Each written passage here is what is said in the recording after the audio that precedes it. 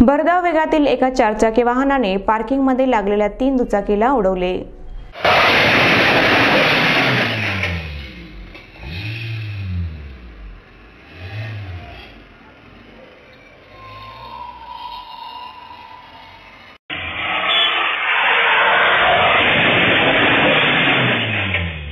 सुदैवाने यात कोणतीही जीवितहानी झाली नाही, मात्र 3 वाहनाचे मोठे नुकसान झाले आहे।